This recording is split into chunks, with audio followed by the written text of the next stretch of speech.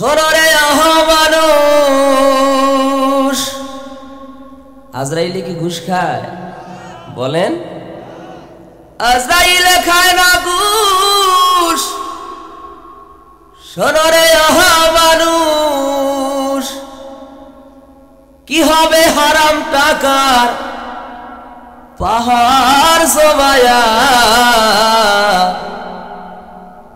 আইসো খালি যাইবা খালি, তিন টুকরো কাপড় নিয়া। আইসো খালি যাইবা খালি, কয় টুকরো? তিন টুকরো কাপড় নিয়া। আজরাইলে খায় না ঘুষ, শররে মানুষ। আজরাইলে খায় না ঘুষ, শররে মানুষ। কি হবে হারাম টাকার পাহাড় জমায়া?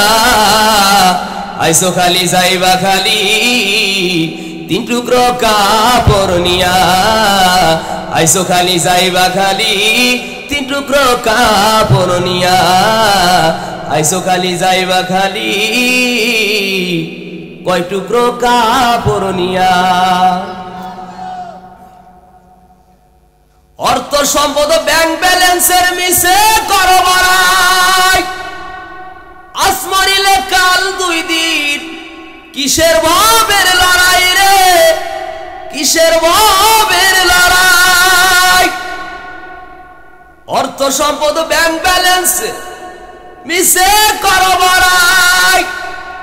আসমানিলে কাল 2 দিন, কিসের ভাবে লড়াই রে? কিসের ভাবে লড়াই? নাম সম্পদ খ্যাতির পাহাড় সঙ্গে যাবে না তোমার। নাম সম্পদ খ্যাতির পাহাড় যাবে না সঙ্গে তোমার। থাকবে সবই ভরিয়া।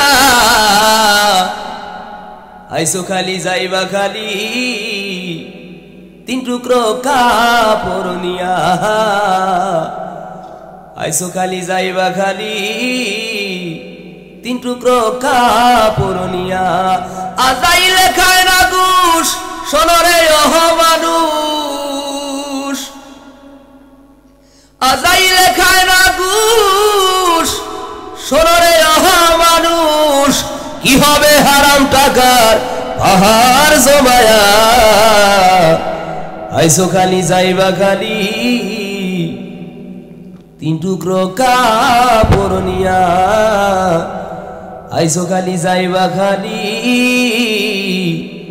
তিন টুকরো কাপড় নিয়া। নাকি ভাই আপনারা আস্তে কথা বলতেছেন, কোন পাশ দিয়ে পুলিশ আসে? পুলিশের ভয় আর বাংলাদেশে নাই, ঠিক কিনা বলেন? আমরা আর মৌসালা দেখে, আমরা আর ভুরিওয়ালা দেখে, ক্ষমতার বাহাদুরি দেখে বাংলার মুসলমান কোরআনের মাহফিল অন্তত ভয় পায় না।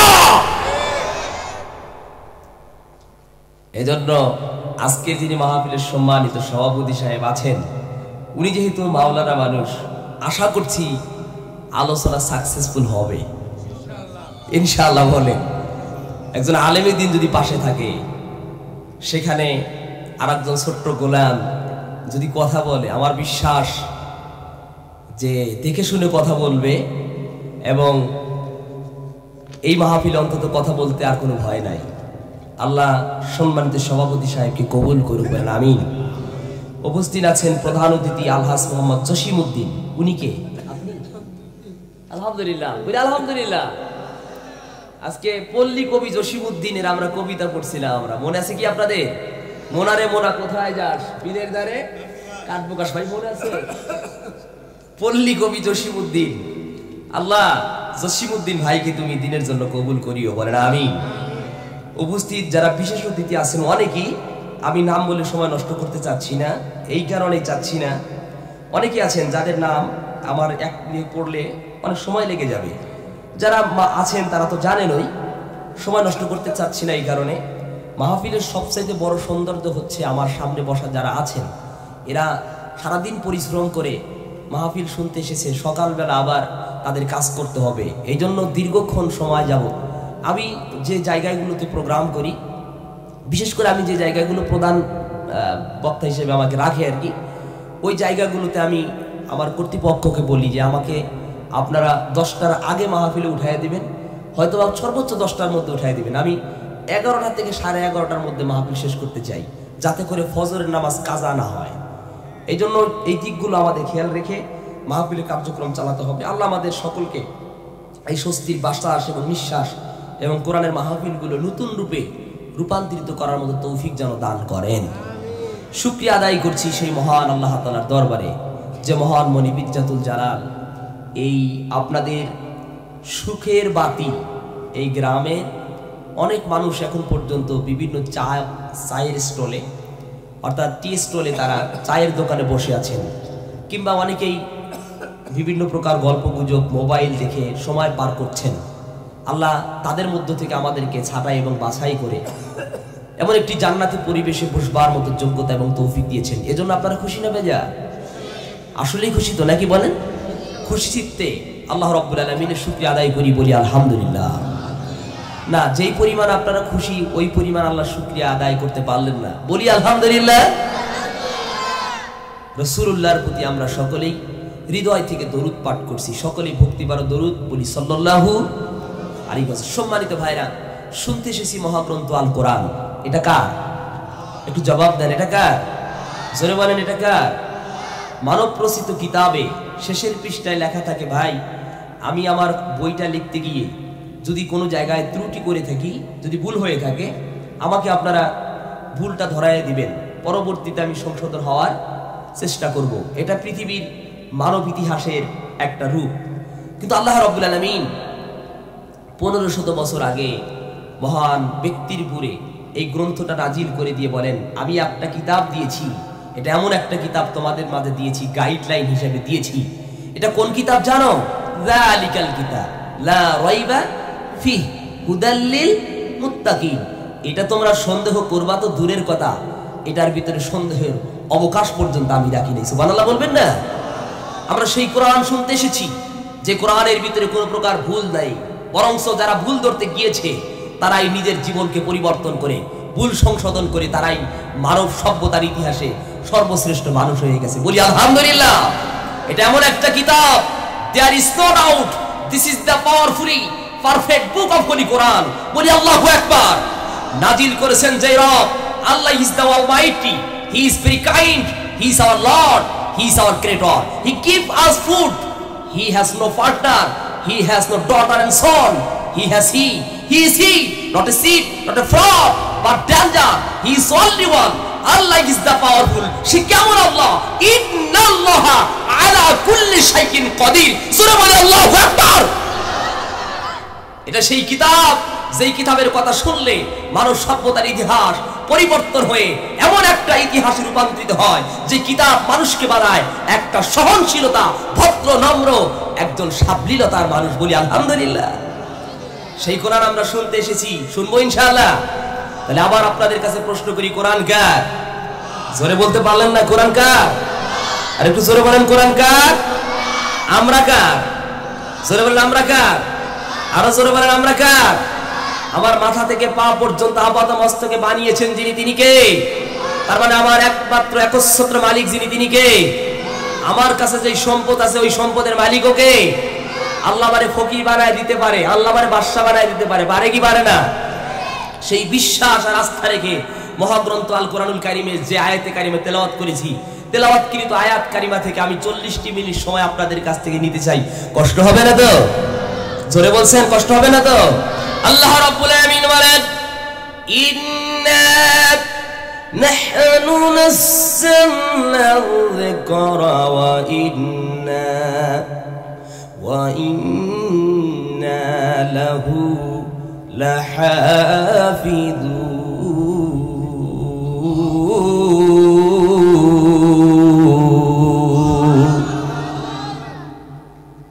আল্লাহ রাব্বুল আলামিন বলেন, ইন্না,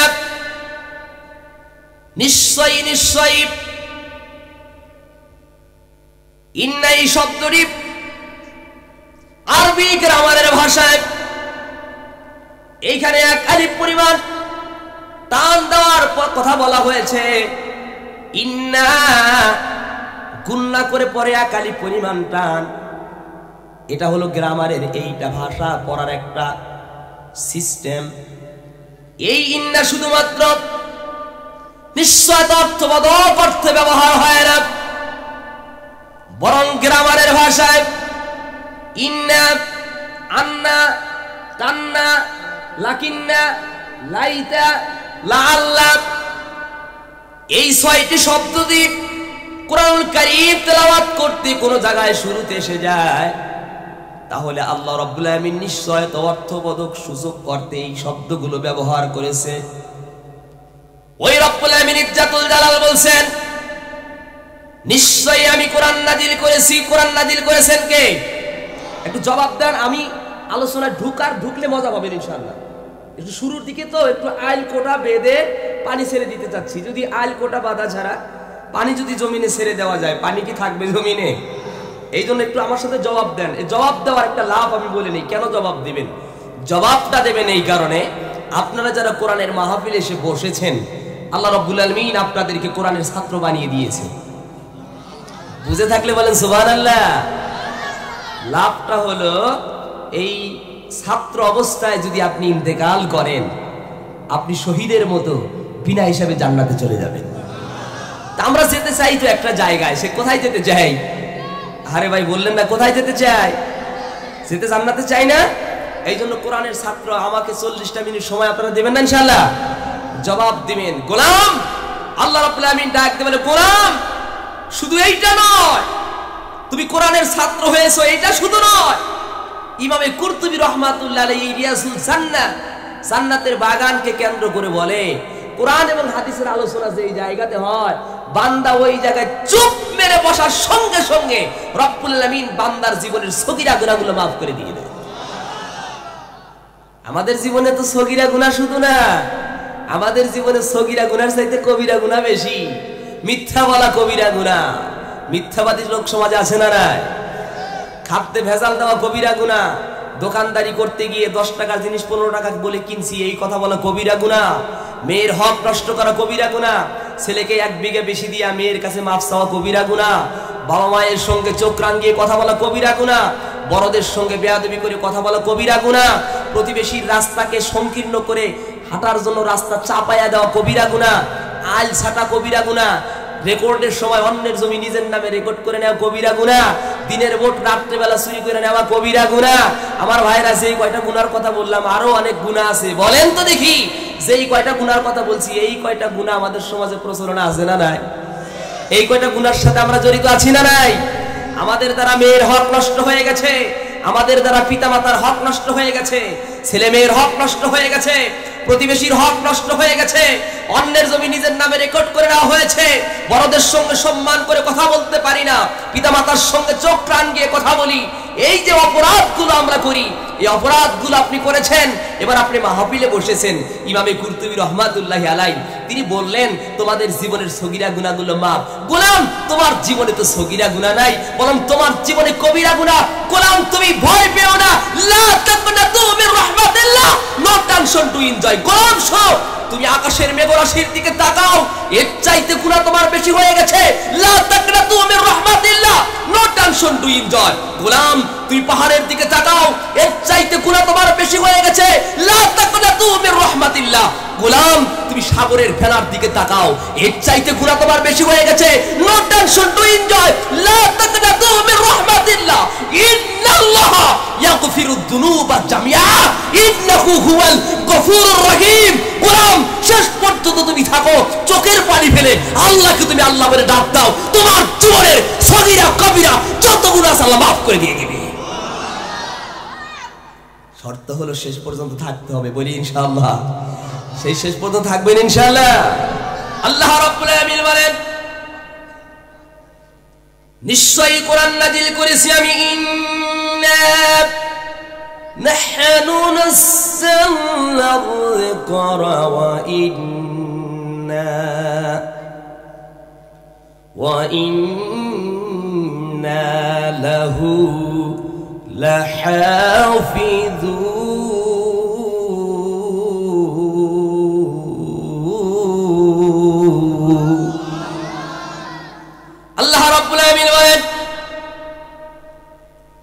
নিশ্চয়ই কোরআন নাজিল করেছি আমি। কোরআনটা নাজিল করেছেন যিনি, তিনি কে? ওই আল্লাহ রাব্বুল আলামিন। তিনি বলছেন দুনিয়ার গোলামেরা শোনো, নিশ্চয়ই কোরআন নাজিল করেছি আমি, আর এই কোরআনের হেফাজত করার দায়িত্ব আমি আল্লাহ রাব্বুল আলামিন নিয়েছি। তার মানে কোরআন নাজিল করেছেন যিনি, হেফাজত করবেন তিনি। বলি সুবহানাল্লাহ। আমার ভাইয়েরা, লম্বা কথা বলতে পারবো না বলে সরাসরি বলি, কোরআনটা নাজিল করেছেন তিনি, হেফাজত করবেন তিনি। কেমন করে? আমার ভাইয়েরা, একটা উদাহরণ আপনাদের সামনে উপস্থাপন করলে আপনারা বুঝে যাবেন। হযরত আদম আলাইহিস সালাম থেকে শুরু করে আমাদের নবীর পূর্বে একজন নবী ছিল, তার নাম ছিল ঈসা। ওই ঈসা আলাইহিস সালাম পর্যন্ত আল্লাহ পাক রব্বুল আলামিন গোটা পৃথিবীর মানবতার কল্যাণের জন্য 103 খাতা কিতাব নাজিল করেছিলেন। আমাদের নবীটা সহ 104 খানা কিতাব। এই বাবার কথা বলো না, শিক্ষা আছে, স্টপ, একটু শোনো, মোর কাজে লাগবে। তোমাদের জন্যই বলছি এই কথাগুলো। মাদ্রাসার ছাত্র তোমরা, মাদ্রাসার ওয়াজ তো মাদ্রাসায় ওয়াজি করতে হয় নাকি বলেন? এখানে সব কথা যদি রাজনৈতিকভাবে কথা বলি তাহলে তো বুঝে আসবে না। মাদ্রাসার ছাত্র আছে, মাদ্রাসায় কিভাবে আমাদের পরিচালনা করতে হয়, মাদ্রাসায় কিভাবে আসলে এটা কেন করা উচিত, এই ফজিলতগুলো আমাদের জানা তো দরকার নাকি বলেন? এই জন্য আমি আয়াতে কারিমাটা চয়ন করেছি, মাদ্রাসার বিষয়ে কথা বলবো ইনশাআল্লাহ। বলি আল্লাহ রাব্বুল আলামিন বলেন, কোরআন নাজিল করেছি আমি, আর হেফাজত করব আমি আল্লাহ তাআলা। কিভাবে রব্বুল আলামিন হেফাজত করবেন এই দৃষ্টান্ত দিতে গিয়ে আমি আপনাদের কাছে বলতে চাই আমার ভাইয়েরা, হযরত আদম আলাইহিস সালাম থেকে শুরু করে আমাদের নবী পর্যন্ত আল্লাহ পাক 104 খানা কিতাব এই পৃথিবীতে নাজিল করেছেন। এর মধ্যে 4 খানা কিতাব হলো প্রসিদ্ধ কিতাব, বড় বড় 4টা কিতাব। 1 নাম্বার হলো তাওরাত, 2 নাম্বারে জাবুর, 3 নাম্বার হলো ইনজিল, আর 4 নাম্বারে যেই কিতাবের নাম সেটার নাম আপনারাই বলেন কি? ফুরকান। এই ফুরকানের কথা আল্লাহ রাব্বুল আলামিন বলেন, হুজুর যেহেতু বলছে ফুরকানের আয়াতটা বলি। আল্লাহ পাক বলে, শাহরু রমাদানাল্লাযী উনসিলা ফীহিল কুরআন হুদাল লিন-নাসি ওয়া বায়্যিনাতিন মিনাল হুদা ওয়াল ফুরকান। একটু জোরে জোরে বলেন আল্লাহু আকবার। আমার প্রিয় দিনী ভাইরা, গভীর মনোযোগ দিয়ে কথাগুলো শুনুন। এই যে 4টা বড় বড় কিতাব আল্লাহ তাআলা আসমানি কিতাব নাজিল করেছেন, এই কিতাবের মধ্যে আল্লাহ রাব্বুল আলামিন সর্বশ্রেষ্ঠ যেই কিতাব দিয়েছেন তার নাম হলো কোরআন। কোরআন কেমনে হেফাজত করবে আল্লাহ রাব্বুল আলামিন সেই বিষয়টা বুঝাতে গিয়া বলতে চাই আমার ভাইয়েরা, এই যে 103 খাতা কিতাব চলে গেছে, 103 খানা কিতাবের কোন একজন লেখক এখন পর্যন্ত পাওয়া যাবে না, পূর্বেও পাওয়া যায় না। যেই কিতাবগুলোর হাফেজ একজন মানুষও পৃথিবীতে ছিল না। শুধু তাই নয় আমার ভাইয়েরা, আজকের তাম পৃথিবীর জমিনে বাইবেল বলেন, রামায়ণ বলেন, আপনার পিটক বলেন, কিংবা গীতা বলেন, হিন্দুদের ওই কিতাব বলেন, পৃথিবীর সকল কিতাবগুলোকে যদি এক জায়গায়, যদি আপনাদের এই সুখের বাতি কোনো এক বাজারের পাশে বিশাল বড় একটা ফিল্ড, এই ফিল্ডের মধ্যে যদি তাম পৃথিবীর জমিন থেকে যদি সকল ধর্মের কিতাবগুলো একত্রিত করে আপনাদের এই সুখের বাতি বাজারের পাশেই ফিল্ডের মধ্যে জমা করে যদি দিয়াশলাই দিয়া যদি আগুন ধরায়া দিয়া উপরে যদি আপনার কেরোসিন তেল ঢেলে দেওয়া হয়, আর যদি দিয়াশলাই দিয়া আগুন জ্বালায়া দিয়ে দেওয়া হয়, সমস্ত কিতাবগুলো যদি পুড়ে দেওয়া হয়, এমন কোন রামায়ণের লেখক নাই, এমন কোন গীতার লেখক নাই, এমন কোন বাইবেলের লেখক নাই, এমন কোন ফ্রি টকের লেখক নাই যারা আবার নতুন করে তাদের এই কিতাবটাকে মুখস্থ করে প্রথম থেকে শেষ পর্যন্ত আবার লিখতে পারে, এমন কোন লোক খুঁজে পাওয়া যাবে না। এমন কোন একজন হাফেজ পাওয়া যাবে না। ওই কিতাবকে লেখার জন্য এমন কোন একজন প্রবন্ধকার লেখক, কোন প্রকার কবি সাহিত্যিক খুঁজে পাওয়া যাবে না। তার মানে নতুন করে তারা আবার সাজাতে পারবে না। অনুরূপ ভাবে যদি আপনারা এই পৃথিবীর সকল পৃষ্ঠায় আকৃত যে গ্রন্থ, মহাগ্রন্থ আল কোরআনুল কারীম আছে, এই কোরআনুল কারীম যদি তামাম পৃথিবীর মধ্য থেকে যদি জড়ো করে আপনারা যদি এরকম করে আপনাদের সুখের বাতি এই বাজারের কোন এক পাশে ফিল্টের মধ্যে রেখে যদি আপনারা কোরআনগুলো পুড়িয়ে দেন, আগুন জ্বালাইয়া দিয়া সমস্ত পৃষ্ঠাকৃত কোরআনগুলো যদি পুড়িয়ে দেন, আমার ভাইয়েরা নতুন করে আলিফ থেকে ইয়া সূরা ফাতিহা থেকে সূরাতুন নাস পর্যন্ত 6666টি মতান্তরে 6236টি আয়াতে কারিমা, 114টি সূরা, 14টি সিজদার মাধ্যমে 540টি রুকু, জের বলেন, জবর বলেন, পেশ বলেন, সজম বলেন, তাসদীদ বলেন, কোন জায়গায় ইদগামের হরফ, কোন জায়গায় ইকলাবের হরফ, কোন জায়গায় কলকলার হরফ, কোন জায়গায় কি লাগবে।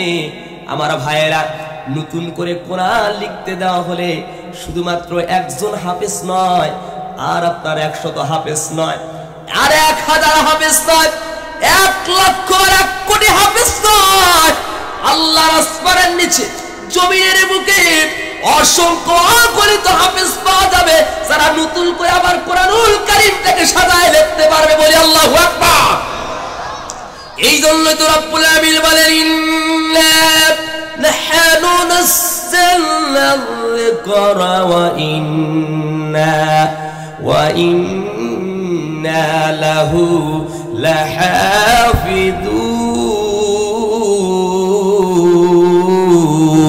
লাহাফিযুন। আমার দিনী ভাইয়েরা, এইবার আসে পৃথিবীর যারা হাফেজ, যারা কোরআনুল কারীমকে মুখস্থ করে। খারাপ লাগতেছে আপনাদের? ছেড়ে দেবো কি আলোচনা? আমার প্রিয় ভাইয়েরা, পৃথিবীতে যারা ওপেন হার্ট সার্জারি মারা হলো, গলা থেকে শুরু করে নাভি পর্যন্ত, যারা এরকম করে যারা গলা থেকে নাভি পর্যন্ত একটা মানুষের চামড়াকে কেটে দিয়া দুই পাশে দুই পাজরের হাড়গুলো ফাঁক করায়া দেয়, দুই দিকে এরকম করে ধাক্কা দিয়া যখন ভিতরের খালি জায়গা যেখানে বুড়ি থাকে, যেই জায়গাগুলোতে নারী থাকে, বুড়ি থাকে, কলিজা থাকে, ওই জায়গাগুলো বের করে দিয়া নতুন করে অসুস্থ রোগীকে সেবা দান করে, সেবা দেওয়ার পরে নতুন করে আবার ভুঁড়িটা উঠায়া দেয়, নতুন করে সেলাই দেয়। এরকম চিকিৎসা ডাক্তাররা করে কি করে না? আসতে বললেন কেন? করে কি করে না? এই ওপেন হার্ট সার্জারি এই ডাক্তারগুলো অনেকগুলো হাফেজকে চিন্তা করে দেখলো, আল্লাহর কোরআন, আল্লাহর জমিন আল্লাহ পাক নিজেই হেফাজত করবে। কেমনে হেফাজত করে একজন কোরআনের হাফেজ? কিভাবে তার কোন জায়গায় গুলো এই হরফগুলো রেখে দেয়, কোন জায়গায় সূরাগুলো মুখস্থ করে রাখে, এই গবেষণা চালাতে গিয়া অনেকগুলো হাফেজের এরকম করে গলা থেকে নাভি পর্যন্ত তারা ফাটায়া দুই দিকে এরকম করে ধরার পরে চিন্তা করে দেখলো, দেখি তো হাফেজে কোরআনের কোন জায়গায় এরকম করে আলিফ থাকে, কোন জায়গায় ইয়া থাকে, কোন জায়গায় সূরা ফাতিহা থাকে। আমার দিনী ভাইরা, এই চিন্তা ভাবনা করে ওই সমস্ত ডাক্তারেরা একজন হাফেজে কোরআনের আমার ভাইয়েরা ওপেন করে ফেললো। ওপেন করে বিভিন্ন জায়গায় তারা মাইক্রোস্কোপের মাধ্যমে, তারা দুর্বীক্ষণে তারা এরকম করে মাইক্রোস্কোপের মাধ্যমে দূরবীনের মাধ্যমে তারা চিন্তা করে গবেষণা করে বিভিন্ন লাইটিং ফাইটিং এর মাধ্যমে দেখা আরম্ভ করে দিল।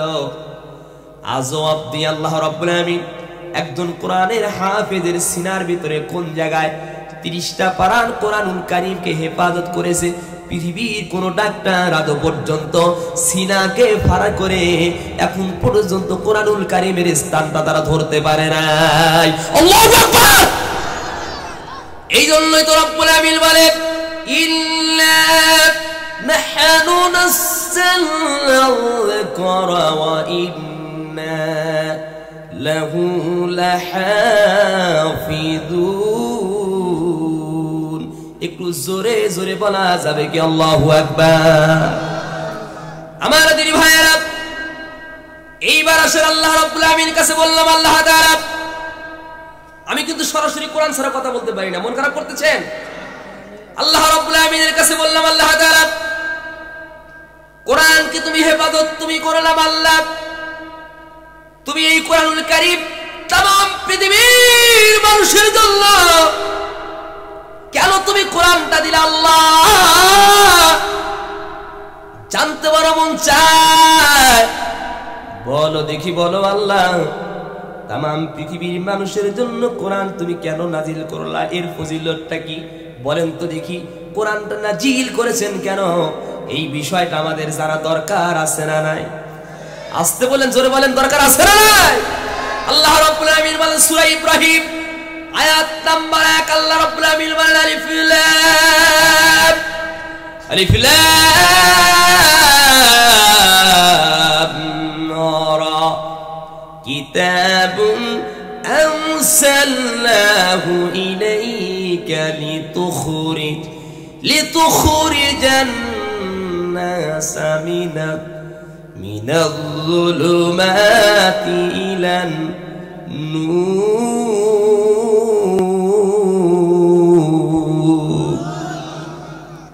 আল্লাহ রাব্বুল আলামিন বলেন এই কিতাবটা আমি নাযিল করলাম এই কারণে যাতে করে মানুষগুলো অন্ধকারের মধ্যে নিমজ্জিত আছে।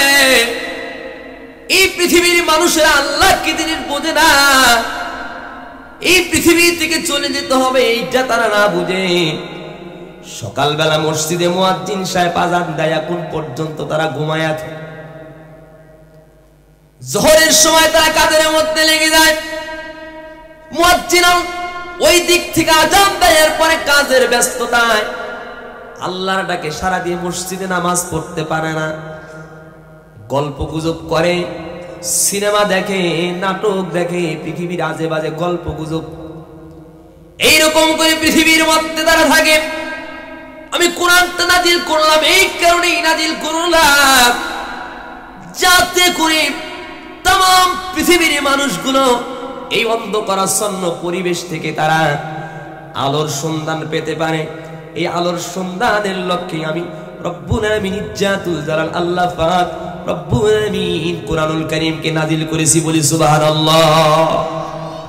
আমার প্রিয় দিনী ভাইরা, এই কোরআনুল কারীম মুহাম্মদ রাসূলুল্লাহর প্রতি যখন নাজিল হয়ে গেল, আর মুহাম্মদ নবী যখন মানুষকে কোরআন দিয়ে কথা বলা আরম্ভ করে দিলেন, মক্কার লোকেরা 360টা মূর্তির তারা পূজা করতেন।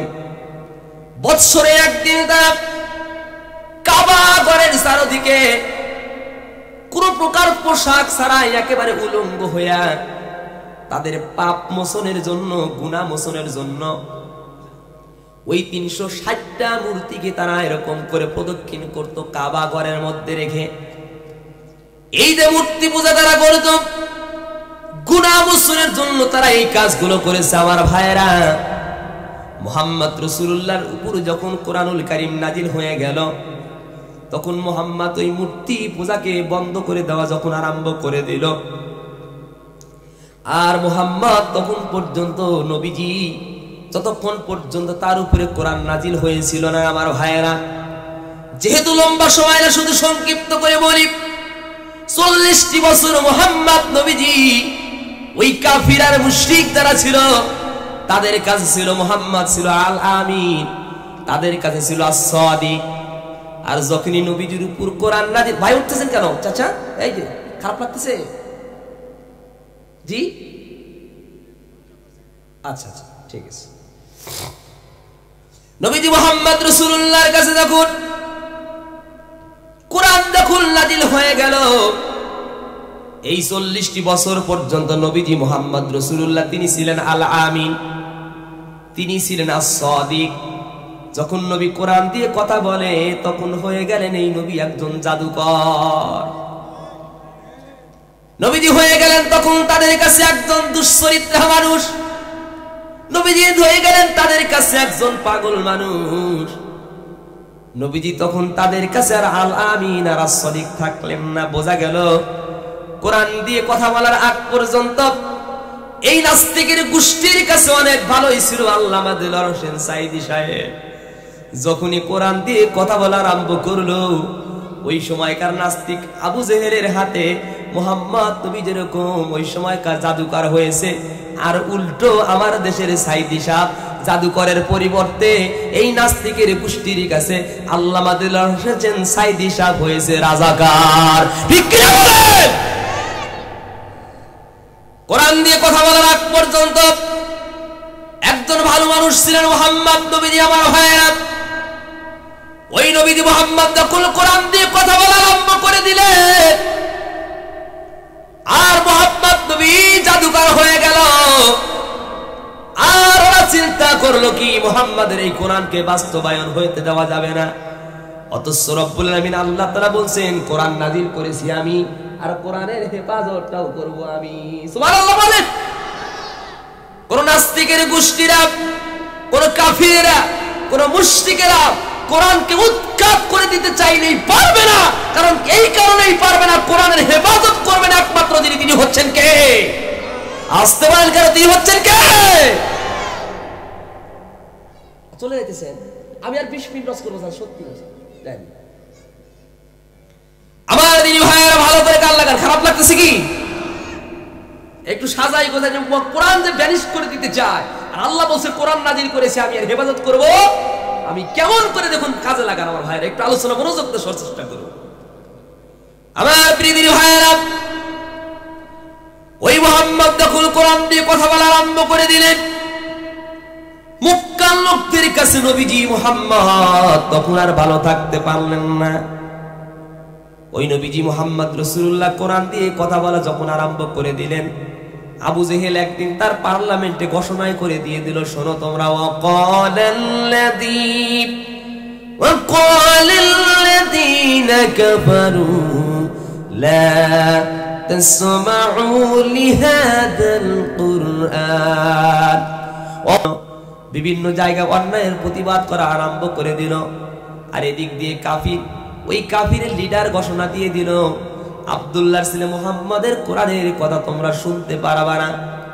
তাই তো ওই কাফিরের বক্তব্য অনুযায়ী ওই মক্কার লোকেরা আল্লাহর নবী মুহাম্মদ রাসূলুল্লাহ কোরআন দিয়ে যখন কথা বলে, তখন তারা কানের ভিতরে আঙ্গুলি ঢুকায় দিয়ে মুহাম্মদ নবীজির কথা তারা শুনতে চায় না। আর আল্লাহ রাব্বুল আলামিন বলছেন, তোমরা শোনো কিংবা না শোনো, কোরআন নাযিল করেছি আমি আল্লাহ, আর কোরআনের হেফাজত করব আমি আল্লাহ। বরং কোরআনটা তোমরা যতই ফুৎকার দিয়ে নিভায় দিতে চাও, এই কোরআনের আলো তোমরা নিভায় দিতে পারবা না। এই ওয়াদাটা কার? আরো জোরে বলেন, এই ওয়াদা কার? আল্লাহ রাব্বুল আলামিন বলে, ইউরিদুনা লিইউতফিউ নূরাল্লাহি বিআফওয়াহিহিম ওয়াল্লাহু মুতিম্মু নূরিহি ওয়ালাউ কারিহাল কাফিরুন।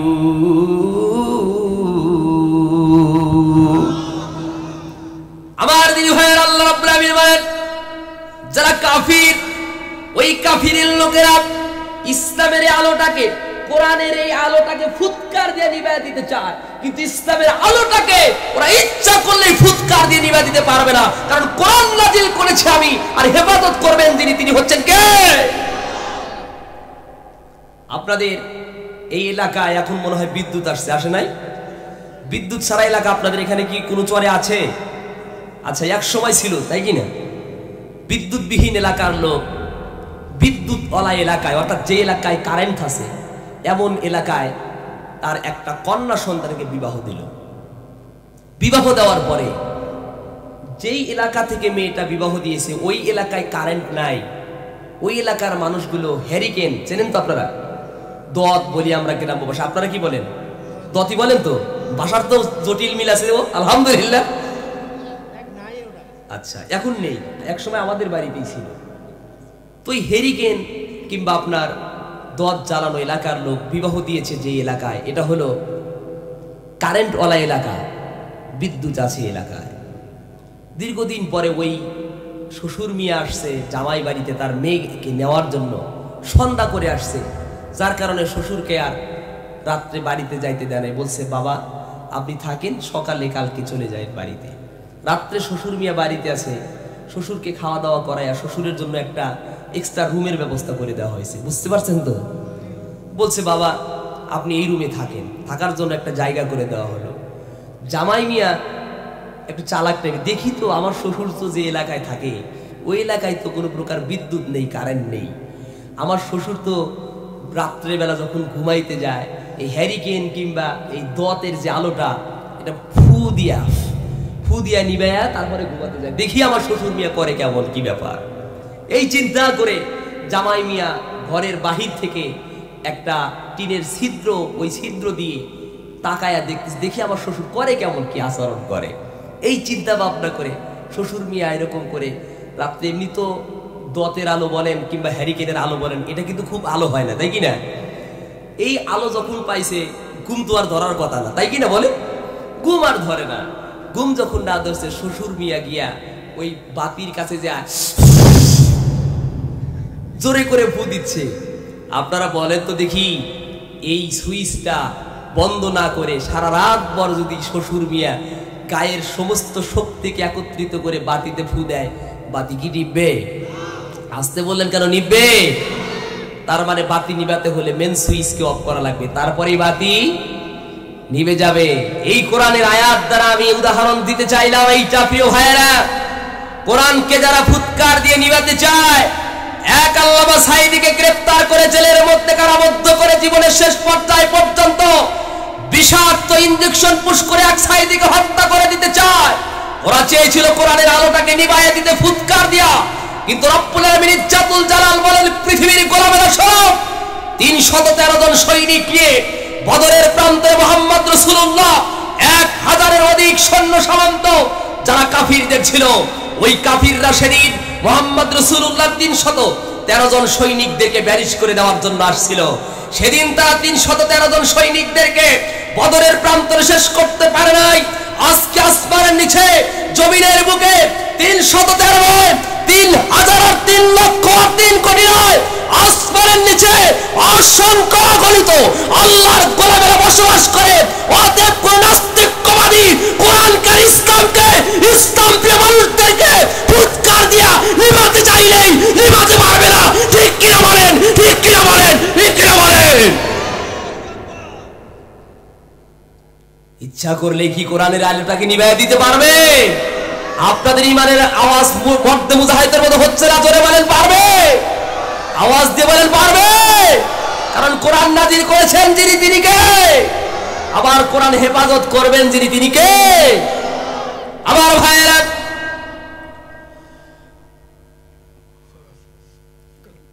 আসলে আমার দিন খারাপ লাগতেছে আপনাদের কি? আমি কি আলোচনা ছেড়ে দিলে খুশি হবে? আরেকটু চালানো যাবে? আমার দিন ভাইয়েরা, ওই নবী মুহাম্মদ রাসূলুল্লাহর ব্যাপারে কেবল মাত্র এদিকে আসছিলাম,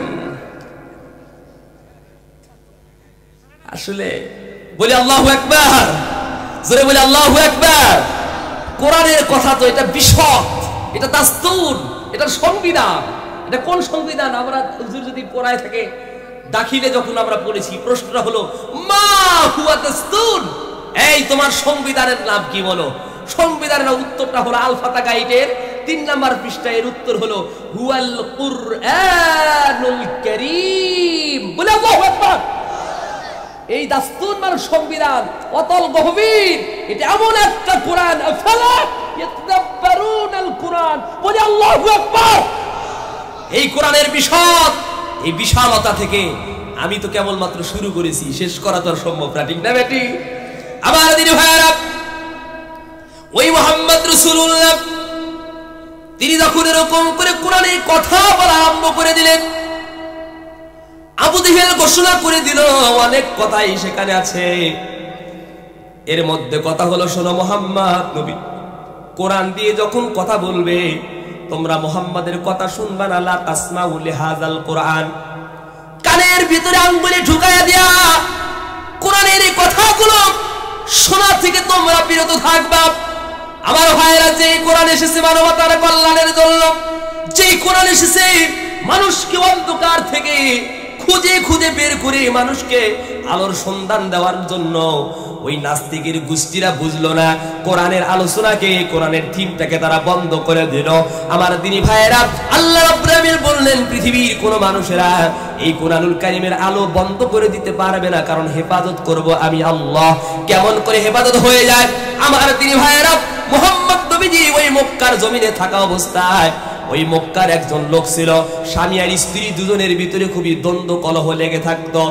সারাদিন পরিশ্রম করে, অক্লান্ত পরিশ্রম করে, সারাদিন পরিশ্রম করে, বিকেল বেলা যখন বাড়ির দিকে ফেরত আসে, বাড়িতে ফেরত এসে স্ত্রীর সঙ্গে কোনো প্রকার মিল নাই, মহব্বত নাই, ভালোবাসা নাই।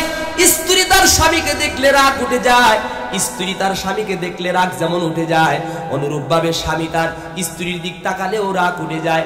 এক কথায় স্বামী স্ত্রীর ভিতরে গরমিল হয়ে গেছে।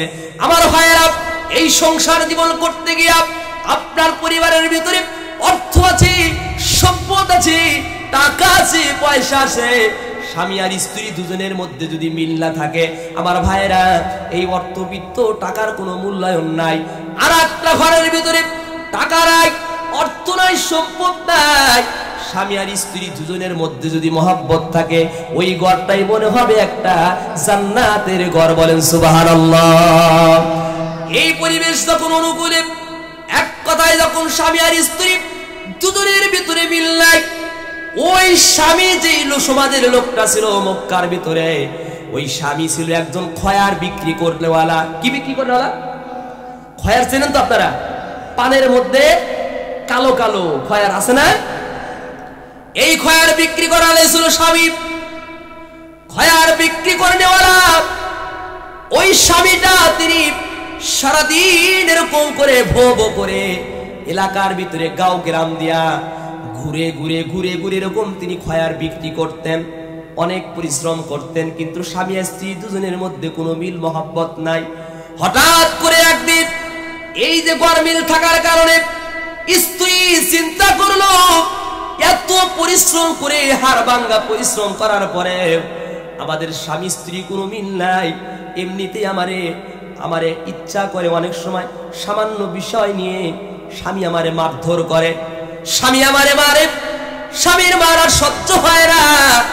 এই টেন্ডেন্সি জাগ্রত হওয়ার পরে স্ত্রী চিন্তা করলো, আজকে তাহলে কাজ করবো। আর একটা বলে কি, বলে স্ত্রী কাজ করলো এমন, স্বামী যখন সকালবেলা খয়ারের ঝাঁকাটা মাথার মধ্যে করে নিয়ে গ্রাম দিয়ে যখন তিনি ঘুরবার জন্য বের হয়ে গেলেন, আমার দিদি ভাইয়েরা, যখন তিনি খয়ারটা বিক্রি করার জন্য বাড়ি থেকে বের হয়ে গেলেন, এমন অবস্থায় স্ত্রীটা, স্বামী সারাদিন পরিশ্রম করে এসে বিকেল বেলা যখন খাবার খাবে, যেই খাবারটা স্বামী সারাদিন পরিশ্রম করে খাবে, ওই খাবারের মধ্যে স্ত্রী বিষ মিশাইয়া দিয়া রাখলো। বিষ মিশাইয়া দিয়া রাখলো এই কারণে স্বামী আমার, একটু তো লাইন না দিলে তো হবে না ভাই, তো বুঝতে দেন। বলি লা ইলাহা লা ইলাহা, জোরে জোরে বলেন, লা ইলাহা ইল্লাল্লাহ, লা ইলাহা।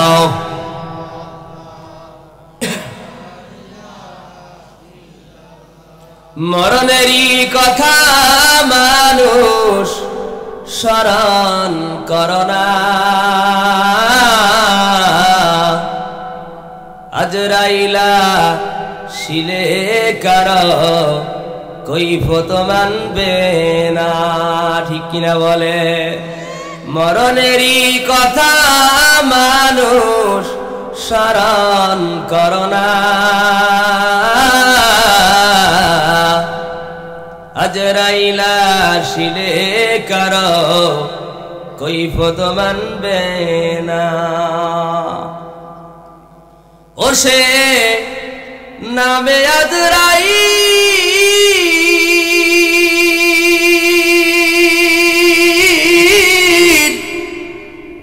সে তো ধরারি ওয়াসির এক সেকেন্ডের এই জায়গাটা হিবিজিবি হচ্ছে ওই দিক আমার দিক না তাকায় ওই দিক তাকাচ্ছে শুধু বুঝতেছি না এক সেকেন্ডের সময় দেবে না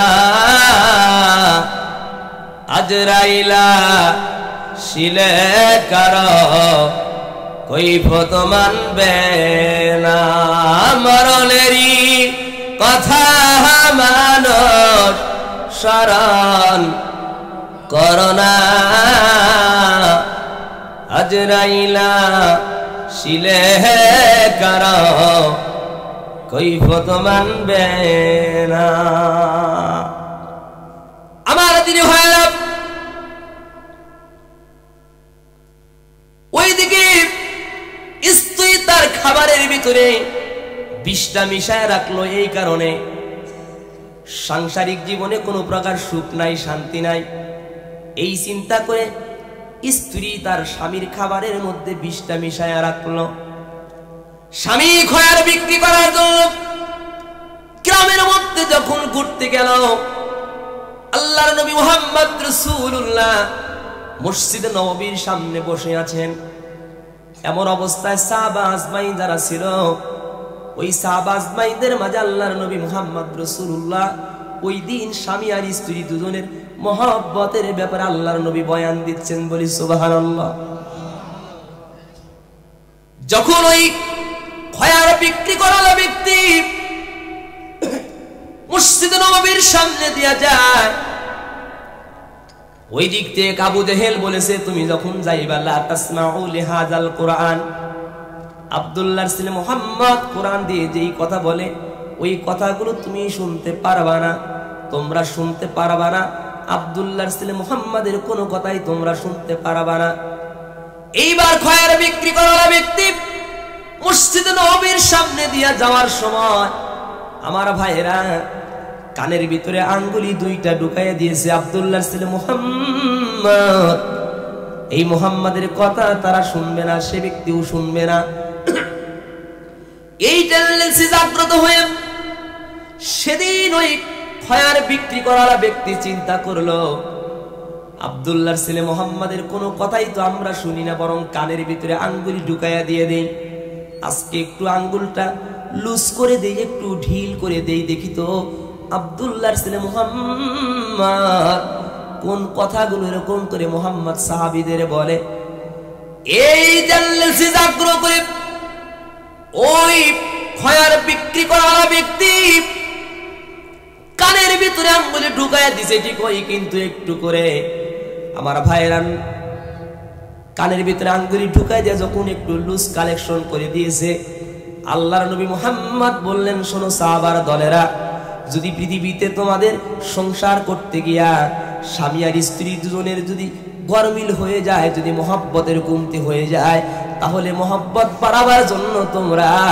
একই প্লেটের মধ্যে খাবারটা সুন্দর করে মাখায়া ওই একই প্লেটের মধ্যে তোমরা খাবার খাইবা আমার ভাইরা খয়ার বিক্রি করালা ব্যক্তি চিন্তা করলো আব্দুল্লাহর ছেলে মুহাম্মদ যেই মুহাম্মাদের কথা আমরা কোনোদিন শুনি না ওই মুহাম্মাদের কথা শুনি না কিন্তু আমাদের সংসার করতে গিয়া স্বামী আর স্ত্রী দুজনের মধ্যে মিল মহব্বত নাই যাই হোক কোরআনের কথা না হয় না শুনলাম আমাদের স্বামী স্ত্রী দুজনের ভিতরে মহব্বত বাড়ানোর জন্য আব্দুল্লাহর ছেলে মুহাম্মদ যেহেতু একই প্লেটে খাবারের কথা বলেছে আজকে এই প্রমাণটা করব আমি সারাদিন পরিশ্রম করে বিকেল বেলা যখন বাড়িতে পৌঁছবো স্বামী আর স্ত্রী দুজনে একই প্লেটের মধ্যে খাবার খাওয়ার চিন্তা করব আমার ভাইয়েরা বলেন তো দেখি স্ত্রী খাবারের মধ্যে কি দিয়া রাখছে জোরে বলেন কি দিয়া রাখছে এদিকে স্ত্রী খাবারের মধ্যে বিষ দিয়া দিল,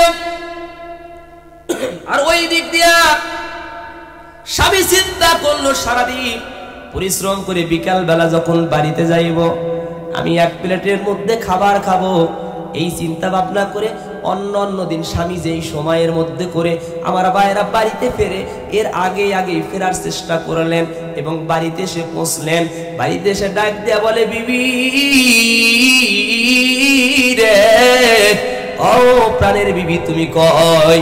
বিবি ডাক দিয়ে বলে, হারে এত সুন্দর করে কোনোদিন স্বামী তো আমার ডাক দেয় না, এত সুন্দর করে কোনোদিন সুললিত কণ্ঠে আমারে বিবি বলে ডাক দেয় না। বিবি এই চিন্তা ভাবনা করে স্বামীর কথায় তিনি এরকম করে শুনেও তিনি না শোনার ভান করে তিনি এরকম করে দাঁড়ায় আছেন। আবার সুললিত কণ্ঠে ডাক দেয়া বলে, বিবি গো, ও প্রাণের বিবি তুমি কই? বিবি কই গো, তুমি কই, তুমি কই? স্ত্রী এবার চিন্তা করলো, সর্বনাশ, এত সুন্দর করে স্বামী আমার ডাক দিতেছে, ব্যাপারটা কি আমার ভাইয়েরা বলুন তো দেখি? স্বামী তার স্ত্রীকে যে সুন্দর করে ডাক দিতেছে, এইটা ডাক দিতেছে একমাত্র কার রহমতে? জোরে বলেন, কার রহমতে? আল্লাহর রহমতে ডাক দেয়।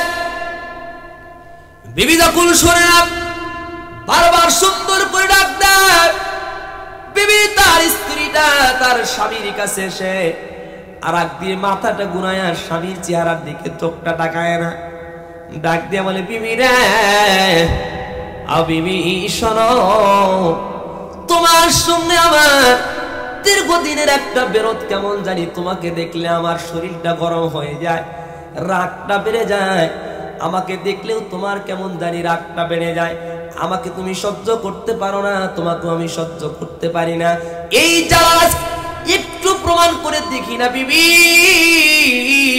রে, একটু প্রমাণ করে দেখি তোমার আর আমার মধ্যে একটু মহব্বতের পয়দা হয় কিনা, মহব্বত সৃষ্টি হয় কিনা। স্বামী ডাক দে বলে, বিবি রে, ও বিবি শোন, এই মহব্বত বারবার জন্য শোনো রে বিবি আমার, তুমিও হাত মুখ ধুয়ে নাও, আমিও হাত মুখ দিয়ে নেই, আসো না বিবি একসাথে একই প্লেটে আমরা খাবার খাবো। আমার দিনী ভাইয়েরা, বিবির যখন স্বামী বলেছে, বিবির এক প্লেটের মধ্যে আসো না খাবার আমরা খাই, এই কথা বলার পরে বিবির অন্তরের মধ্যে ধাক্কা মারছে কি মারে নাই?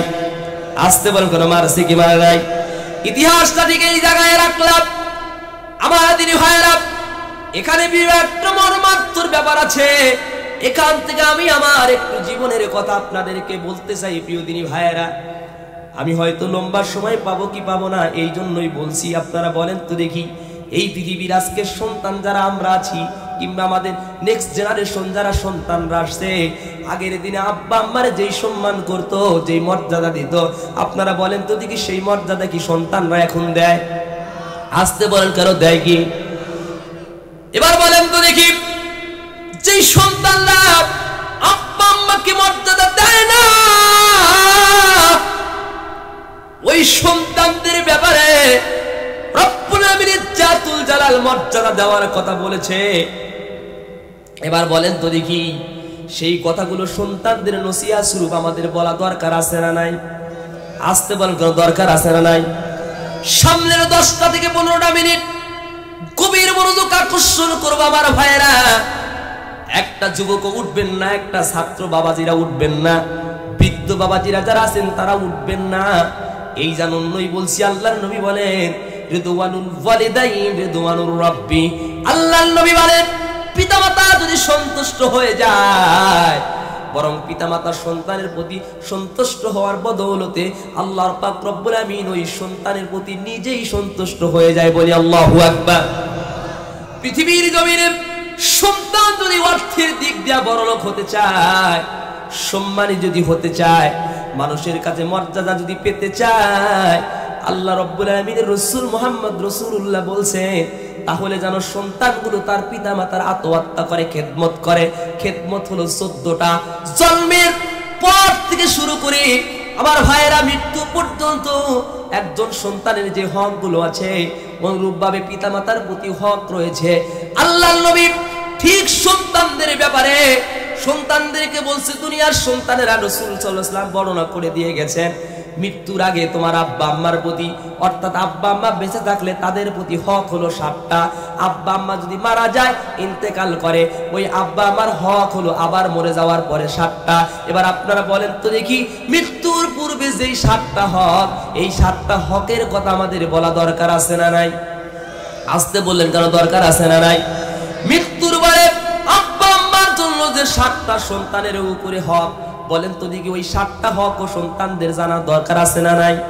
আমার ভাইরা, সেই 714টা হকের কথা আপনাদের সামনে যদি আমি উপস্থাপন করতেছি, আপনারা শুনবেন তো? আসতে বলেন কেন, শুনবেন কি শুনবেন না? এই শোনার রাখ দিয়া শুধুমাত্র একটা জীবনের আমি ইতিহাস আপনাদেরকে বলে আমি 714টা হকের দিকে চলে যাব। আমার ভাইয়েরা, পৃথিবীর জমিনে সন্তান যদি সম্মানিত হতে চায়, পৃথিবীর জমিনে সন্তানরা যদি মানুষের কাছে মর্যাদা পেতে চায়, 1 নম্বরে দোয়া লাগবে যার তিনি হচ্ছেন ভুক্তভোগী মা। 2 নম্বর দোয়া হলো তার বাবা। তার মানে হলো আব্বা আম্মা যদি দোয়া করে দেয়, এই দুনিয়ার জমিনে আল্লাহ পাক রব্বুল আমিন সন্তানদের মর্যাদা কেমন করে বাড়িয়ে দেয়। আমার দিনী ভাইরা, গভীর মনোযোগ দিয়ে কথা শুনুন। আমার দিনী ভাইরা, যার বাস্তব প্রমাণ আব্বার মায়ের দোয়া যে সন্তানের জীবনে কাজে লেগে যায়, তার দৃষ্টান্ত প্রমাণ হলাম আমি, মাওলানা শাহজাহান সিরাজ। আমার ভাইরা, এই মাওলানা শাহজাহান সিরাজ একদিন এই মাওলানা শাহজাহান সিরাজ হয় নাই, তিল তিল তিল তিল করে গড়ে গড়ে আস্তে আস্তে করে মাওলানা শাহজাহান সিরাজ হয়ে গেল। কেমন করে মাওলানা শাহজাহান সিরাজ হয়ে গেল? আমার ভাইরা, আপনারা যদি আমার জীবনে এই 10 থেকে 15 মিনিট শোনেন, মাথাটা আপনারও ঘুরে যাবে, চোখের পানি ধরে রাখতে পারবেন না বলে আমি বিশ্বাস করি। কেমন করে আমার দিনী ভাইয়েরা গভীর মনোযোগ আকর্ষণ করে যান, মনটাকে কোরআনের জন্য নিবেশ করে কান দুটো খাগুলো একটু হৃদয়ের কান দিয়ে বুঝবার চেষ্টা করুন। আমার দিনী ভাইয়েরা, আমার ভাইয়েরা, আমরা 4টা ভাইয়ের একটা মাত্র বোন, 4 ভাইয়ের 1 বোন, তার মানে আমরা 5 ভাই বোন ছিলাম। এই 5 ভাই বোনের মধ্যে একটা মাত্র বোন, আমার বড় ভাইয়ের যেই ছোট ওই বোনটা কোদালকাটি এলাকার নাম শুনছেন কিনা জানি না, কোদালকাটি এরিয়ার মধ্যে আমার নানার বাড়িও ছিল। আমার বোনটার বিবাহ হয়ে যায়। আমার ভাইরা একটু মনোযোগ আকর্ষণ করছি, খারাপ লাগতেছে? আমার বোনের বাড়ি, অর্থাৎ বোনকে বিবাহ দেওয়া হয় কোদালকাটি এলাকায়। ওই কোদালকাটি এলাকার মধ্যে আমার বোনকে বিবাহ দেওয়ার পরে দীর্ঘদিন পর, অর্থাৎ অনেকদিন পর পর আমার মা আমার বোনটাকে দেখতে যায়। আমার মা যখন আমার বোনকে দেখতে যায়, আমার বোনটা আমার মায়ের প্রতি গোসা করে ডাক দিয়ে বলে, মা গো, মা তুমি এত নিষ্ঠুর মা, দীর্ঘদিন পর পর তুমি আমার বাড়িতে বেড়াতে আসো। মা, আমার যা কিংবা আমার প্রতিবেশী যারা বোন আছে, তাদের মায়েরা কিছুদিন পর পর তাদের মেয়ের বাড়িতে বেড়াতে আসে, অথচ তুমি আমার বাড়িতে দীর্ঘদিন পর পর বেড়াতে আসো, ব্যাপার তো আমি বুঝলাম না। মা আমার বোনটাকে ডাক দিয়ে বলছে, বেটি রে, মনটা খারাপ করো না, মনটা খারাপ করো না, আমি শাহজাহানকে মাদ্রাসায় পড়তে দিয়েছি। শাহজাহানকে মাদ্রাসায় পড়তে দিয়েছি, ওই শাহজাহানের ক্লাস কামাই হয়ে যায়, পড়ায় যদি তার যদি ক্ষতি হয়ে যায়, ওই ক্ষতি হয়ে যাবে বলে আমি তোমার বাড়িতে বেড়াতে আসি না। বেটিরে মন খারাপ করিস না, শাহজাহানকে পড়তে দিয়েছি, ওর পড়াশোনা ভালো হয়ে যায়। আমার যুবক ভাইরা, আমি আপনাদেরকে অনুরোধ করেছিলাম 10 থেকে 15 মিনিট আর কেউ উঠবেন না। যুবক ভাইকে লক্ষ্য করে বলছি, বাবাজি ও আমার ভাই যান, আপনি দয়া করে বসে যান, ইস্তেনজার জরুরত থাকলে 1 সেরে তাড়াতাড়ি করে চলে আসুন। দেখুন মায়ের দোয়া যে সন্তানের জীবনে কাজে লেগে যায় কেমন করে। আমার মাটা আমার এরকম করে মাদ্রাসায় যখন পড়তে দিয়ে দিল, আমি ছিলাম একদম গরিব, হত দরিদ্র গরিবের সন্তান। আমার দিদি ভাইয়েরা, এই গরিবের সন্তান হওয়ার কারণে আমরা ছিলাম নদী ভাঙ্গা মানুষ, কেমন করে গরিব হয়ে গেলাম। একই বৎসর 11টা বার বাড়ি আমাদের ভেঙে গেল। আমরা চরের মানুষ, চর আমার আব্বা ছাড়তে চায় নাই, তার কারণে একবার পশ্চিম পাশে যায়, আবার কাইসা ক্ষেত্রে ওই আপনার আড়ালে যায়, আবার পিছায়া যায়, নদী কিছুক্ষণ দূর ভেঙে যায়, আবার পিছায়া যায়। এরকম করে ভাঙতে ভাঙতে 11টা বার যখন 1 বছর বাড়ি টানা দেওয়া হলো, অবস্থা খারাপ হয়ে গেল। আমার ভাইয়েরা, ওই খারাপ অবস্থার কারণে বাড়িতে তেমন ভালো খাবার জোটে নাই। আমি লক্ষ্য করে দেখেছি এরকম করে আমার বড় ভাইটা, বোনটা যখন বিয়ে হয়ে গেছে, বড় ভাইটা যখন ঢাকায় থাকে, আমার মেজবাউটা ওরকম করে ঢাকার মধ্যে যখন থাকে, আমরা বাড়িতে আব্বা সহ সহ 4 জন সদস্য মিলে বাড়িতে যখন বসবাস করতাম, আমি যখন মাদ্রাসায় পড়তে গিয়েছি, ক্লাসে যখন গেলাম, যাওয়ার পূর্বে দেখেছি মা কোনো সময় যদি রান্না করতে তার দেরি হয়ে গেছে, আমি দেখতাম আমার মা চুলার মধ্যে 4টা ডিম দিয়ে এরকম করে মা আমার সিদ্ধ করতেছে ডিমগুলো। আমি আমার মাকে বলতাম, মা এখন পর্যন্ত ডিম সিদ্ধ হয় নাই, মনে হয় খায়া যাইতে পারবো না। আমার মা বলতো, বাবারে যাও তুমি মাদ্রাসায় চলে যাও, রান্না হলে কোনো একটা ব্যবস্থা আমি করব, যাও তুমি মাদ্রাসায় ক্লাসে চলে যাও। আমার দিদি ভাইরা, মিথ্যা কিসসা বলার জন্য আসি নাই রে ভাই, মায়ের দোয়া কাজে লেগে যায় এই কথা বলার জন্য ইতিহাসটা টানছি আমার প্রিয় ভাইরা। মাদ্রাসায় চলে যাইতাম, চলে যাওয়ার পর ওই যে আমার মা 4 জন মানুষ 4টা ডিম চুলার ভিতরে দিয়ে সেদ্ধ করার জন্য নাড়াচাড়া করতেছে। আমার মাটা আমি না খেয়ে যাওয়ার কারণে যখন আমার আব্বাকে খাওয়া দাওয়া শেষ করায়া, ছোট ভাইকে খাওয়া দাওয়া শেষ করায়া, আমার পাগলি মা ওই একটা ডিম সহ টিফিন ক্রিয়ায় করে বোরকাটা পরিধান করে নিজেই আমার মা মাদ্রাসায় ভাতটা গায়ে দিয়ে আসতো। মা মাদ্রাসায় নিজেই ভাত গায়ে দিয়ে আসতো, আমি টিফিন ক্রিয়া খুলে দেখতাম একটা ডিম সহ মা আমার ভাত দিয়া গেছে। আবার যখন বিকাল বেলা বাড়িতে গিয়েছি, ক্ষুধার্ত হওয়ার কারণে আমি আমার মাকে বলতাম, মা খাবার যদি দিতা, খাবার দাও, আমার ক্ষুধা লেগেছে। আমার পাগলি মা আবার যখন প্লেটের মধ্যে ভাতটা মানে সাজায় দিয়েছে আমার ভাইয়েরা, আমি দেখতাম প্লেটের ঠিক ওই কর্নারের ভিতরে আরো একটা ডিম এরকম করে মা প্লেটের মধ্যে সাজায় রাখছে। আমি মাকে ডাক দিয়ে বলছি, মা সকালবেলা দেখলাম 4টা ডিম চুলার ভিতরে তুমি সিদ্ধ করছো, একটা ডিম মাদ্রাসায় আমারে দিয়ে আসছো, আরো একটা ডিম তুমি আমারে খাবারের মধ্যে দিলা কেমন করে? মা আমার ডাক দিয়ে বলে, বাবা আমার কাছে ডিম মজা লাগে না, আমার কাছে মজা লাগে না বাবা, তোর জন্য রাখছি, তোর মাথায় ব্রেনের দরকার, তুই খা। আমার পাগলি মা ওই সময় আমারে বলছে, বাবা মজা লাগে না, তুই খা। আজ বুঝতে পারি মা আমার কেন বলছে মজা লাগে না। আমার ভাইরা আগেই বলেছি, আমরা দরিদ্র ঘরের সন্তান আমি ছিলাম। 2 মাস অন্তরে, 1.5 মাস অন্তরে, কিংবা মাস 1.5 মাস অন্তরে যদি কোনদিন বাড়িতে যদি গরুর গোশত রান্না হতো, আমার পাগলি মা আমি দেখতাম প্রত্যেকটা প্লেটের ভিতরে 5টা 6টা করে গরুর গোশত সবাইকে দিয়ে দিত। আমি মাঝে মাঝে মায়ের বাটির ভিতরে যেখান থেকে তরকারিগুলো বেড়ে মা আমাদের প্লেটের মধ্যে দেয়, ওই প্লেটগুলো আমাদের 5-6টা করে গোশত দিত। আমি একটু মায়ের প্রতি ভালোবাসা ছিল বলে দেখতাম যে দেখি মা আমার প্লেটের মধ্যে তার কোন খাবারটুকু রাখছে। আমি দেখছি সবার শেষে মা খেতে বসে, আমার ভাইরা 2টা হাড়, যেই হাড়ে পাজরের হাড়ের এই গোশত, যেই গোশতের ভিতরে কোন প্রকার দেখ হাড়ের মধ্যে কোনো গোশত নেই, এমন হাড়টা মুখের ভিতরে দিয়ে আমার চাবাইতো। আমি আমার মাকে ডাক দিয়ে বলছি, মা সবার পাতে 5টা 6টা করে তুমি প্লেটের মধ্যে গোশত দিলা, অথচ তুমি 2টা হাড় চাবাইতেছ। মা আমার বুঝকে হাসি দিয়া বলে, বাবা ছাত্র বাবা তোমরা যারা আছো ভালো করে খেয়াল লাগাও, তোমার মা তোমার কষ্ট করে খাওয়ায়, নিজে খায় না, কেমন করে একটু ভালো করে গভীর মনোযোগ দিয়ে কানটা লাগায়া দাও। পাগলি মা আমার বলতো, বাবা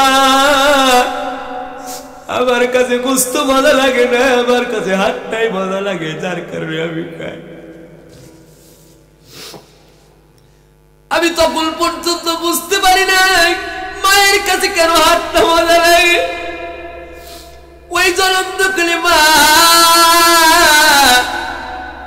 এই যে আপনাদের এলাকায় তাফসীরুল কোরআনের মাহফিল হয়, আমাদের এলাকায় কোন জায়গায় যদি তাফসীর মাহফিল হতো কিংবা কোনো বাড়িতে মাহফিল হতো, মাইকের আওয়াজ যদি আমার মায়ের কানে যাইতো, আমার মাটা আমি গ্রামের কোন জায়গায় মাঝখানে যদি আমার বন্ধু বান্ধবের সঙ্গে খেলতে থাকতাম, মা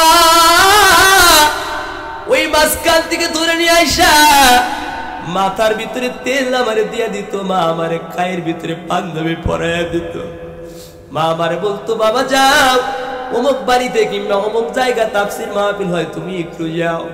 আমার ভাইরা, কণ্ঠ একটু ছোট্ট থাকতে ভালো ছিল, যার কারণে অনেকগুলো মানুষ আমারে 10 টাকা 5 টাকা 20 টাকা করে হাদিয়া দিত। মা আমারে ওই মাহফিলে পাঠায় দিত, আমি গিয়ে কোরআনের তেলাওয়াত করতাম কিংবা গজল গাইতাম। আমার প্রতিবেশী চাচি খালা ফুবুরা সকালবেলা যখন মক্তব থেকে আমি বাড়ির দিকে রওনা হয়েছি, আবার ওই চাচি খালা ফুবুরা আমারে বলে, শাহজাহান তুমি যখন মাহফিলে গিয়া গজল গাইছো, কোরআন তেলাওয়াত করছো, তোমার পাগলি বা রান্না বান্না করে নাই, রান্না বান্না বাদ দিয়া বাড়ির পশ্চিমে গিয়া তোমার মা তোমার গজল গুলো শুনেছে। আমার ভাইয়েরা, সেই জলমদুকলি মা আমার আব্বার সঙ্গে যদি কোনো কারণে যদি পরিবার জীবন পারিবারিক জীবন চালাতে গিয়া প্রত্যেকটা সংসারে এই ঝগড়া বিভেদ হয়, হয় কি হয় না? সংসার জীবনে আমার ভাইরা একটি স্ট্রং সংসার জীবনে প্রত্যেকটা পরিবারে ঝগড়া বিভেদ হয়। আমার ভাইরা আমার দিকে তাকান, ভালো করে কানটা লাগা কথাগুলো শোনো। মায়ের দোয়া যে কাজে লেগে যায়, শব্দের কথাটা শোনো আমার ভাইরা।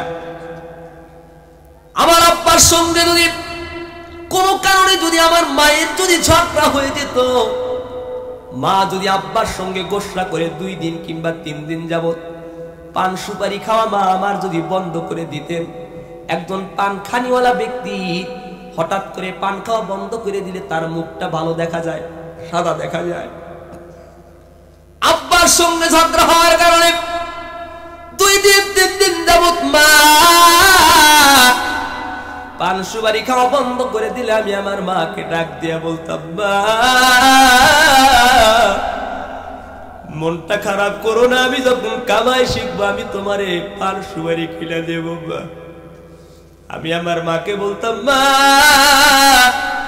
এই কষ্ট একদিন থাকবে না, তুমি আমার জন্য দোয়া করে দাও, আমি তোমারে ভালো ভালো কাপড়টা কিনে দেব। আমার মা, আমি তো তখন ছোট্ট ছিলাম, এই ছাত্র বাবারা ভালো করে শোন, আমার মাকে যখন আমি এই সান্ত্বনা দিয়ে কথাগুলো বলেছি, মা আমার বুকের মধ্যে আমার মাথাটা নিয়ে মা আমার চড়ায় ধরে বলছে, বাবা আমি তোর জন্য দোয়া করি, আল্লাহ তোর একদিন বড় আলেম বানায়া দেবে। মা আমারে দোয়াটাও করলো, আল্লাহ কবুল করে নিল। সারা বাংলাদেশের বিভিন্ন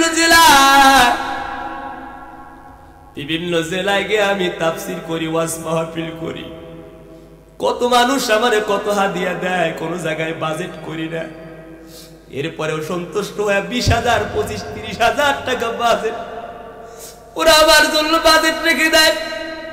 হাদিয়ার টাকা পকেটের মধ্যে ঢুকায়া যখন বাড়ির দিকে রওনা হয়ে যায়, বাড়িতে আবার সন্তান আছে, আমার স্ত্রী আছে, তাদের জন্য কত খাবার নিয়ে যায়। ওই সময় আবার বলে পরে আমার ঘরে বলে 2017 সালের শেষের দিকে আমার মা দুনিয়া থেকে বিদায় করে কবরে চলে গেছে। প্রত্যেকটা জুমার দিনে যতই আমি ব্যস্ত থাকি, আমার মায়ের কবরের পাশে যায়।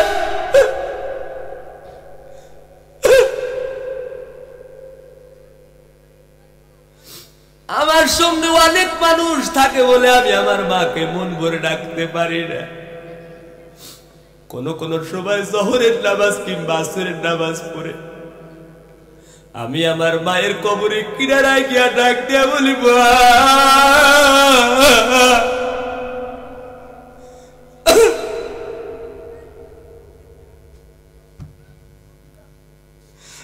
আমি আমার মায়ের কবরে কিনারে যাই আর মাকে ডাক দিয়ে বলি, মা তুমি আমারে দোয়া করেছো, মা আল্লাহ আমারে কবুল করেছে, মা আমার আজকে টাকার অভাব নাই, আমার সবচাইতে বড় অভাব হলো তুমি আমার ঘরে বললে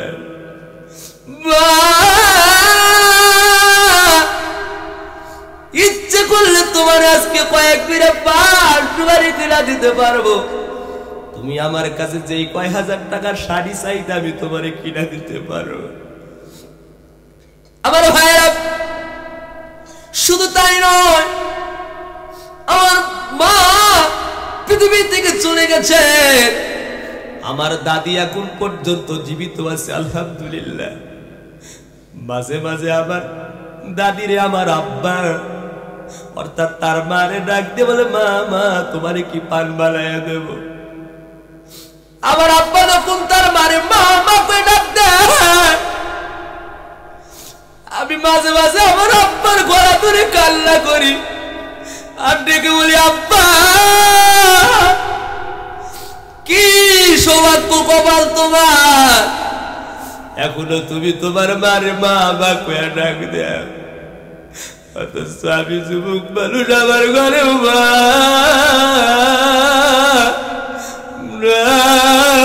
আমার ঘরে মা না। আমার ভাইয়া আমি জানি না আমার মতো কোনো ভাবের জানি এই ময়দানে কার কার জানি মা নাই বাবা নাই, একটু হাতটা তুলে আমরা একটু দেখাই তো দিকে আব্বা আব্বার জন্য দোয়া করি। আয় আল্লাহ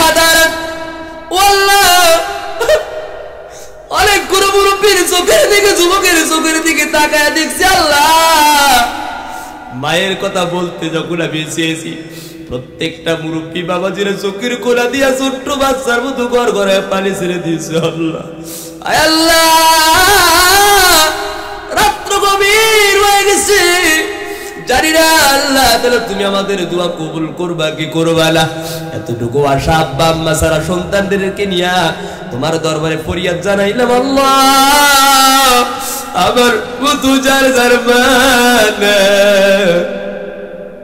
আল্লাহ তারা যার যার আব্বা নাই মেহেরবানি করে আমাদের এই তিন পিতা মাতার কবরগুলো তুমি জান্নাতের টুকরা বানায়া দাও বলেন আমিন।